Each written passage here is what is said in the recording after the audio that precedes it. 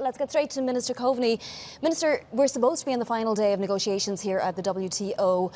Are we in the final day? Will we get a chair's text tonight? Honestly, probably not. There's a lot of pessimism around here, but sometimes that happens before agreement. You know, when you have difficult discussions, which undoubtedly are taking place now. But I think in all likelihood this will probably extend into tomorrow. And on some of the contentious and difficult files, let's wait and see if it's possible to get compromises. But as I say, this has been a difficult week of negotiation. You know, we're in a fantastic space here physically in terms of infrastructure for a conference like this here in Abu Dhabi. But the texts that we're trying to agree in terms of the role of WTO in international trade is a very difficult thing to get progress on this week, if I'm honest.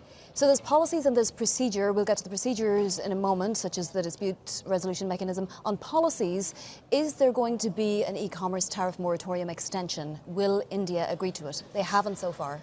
Well, I certainly hope so. You know, the vast majority of countries, I mean, all but about 4 or 5 countries want to see an extension of what's called the e-commerce moratorium. And just for your listeners, what that means is that everybody agrees not to impose tariffs or taxes on e-commerce across borders. So in other words, we can sell digital products and services without there being barriers to trade. It gets extended at the last minute by India, but it extracts concessions for that. Yeah, so India, but not only India, are saying that they're not happy that the e-commerce moratorium would be extended further.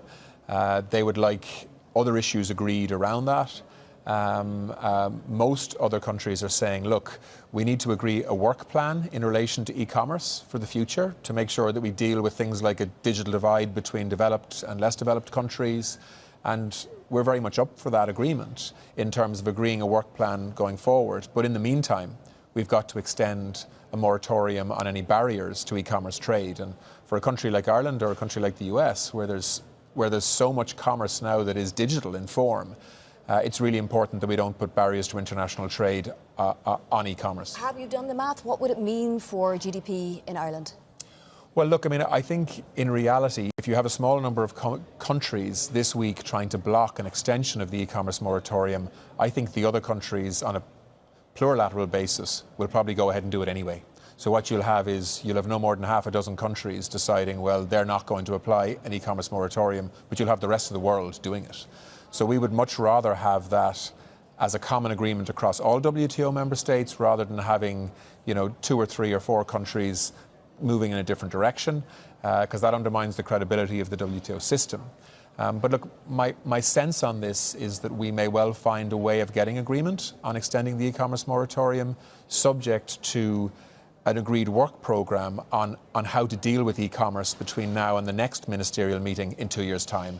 The other concern, of course, is that some countries are using the e-commerce moratorium as a way of creating leverage to get agreement and compromise on other files. Such as public stockholding, for example, grain, you know, rice. India maintains that it needs to have those subsidies in order to feed its poor. What's wrong with that position?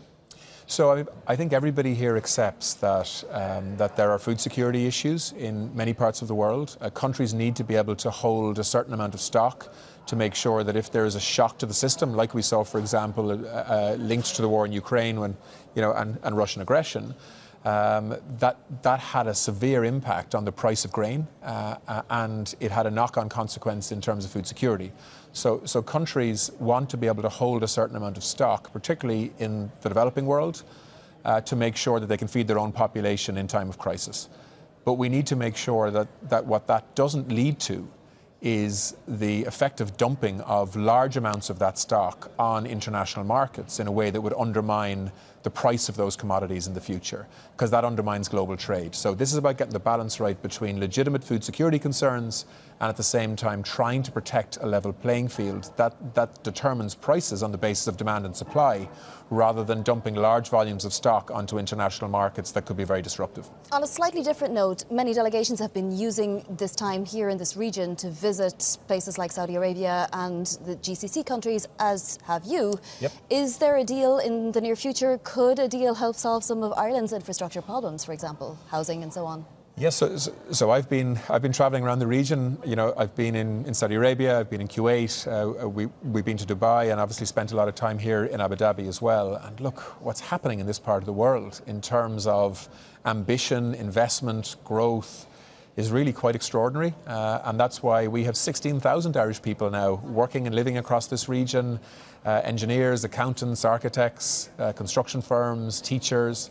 But we'd like that relationship to be a two-way relationship. And what's happening in Ireland is also very exciting right now in terms of economic development and infrastructure development. And the two big drivers of that are decarbonisation and digitalisation. So we are planning, for example... Is there an announcement in the near future? Well, no, but I do think we will see investment funds in this part of the world investing more in Ireland and in Europe through Ireland in the future, because they see Ireland as a safe space to invest with very pro-enterprise policies. And that's a message that I hope is well heard this week.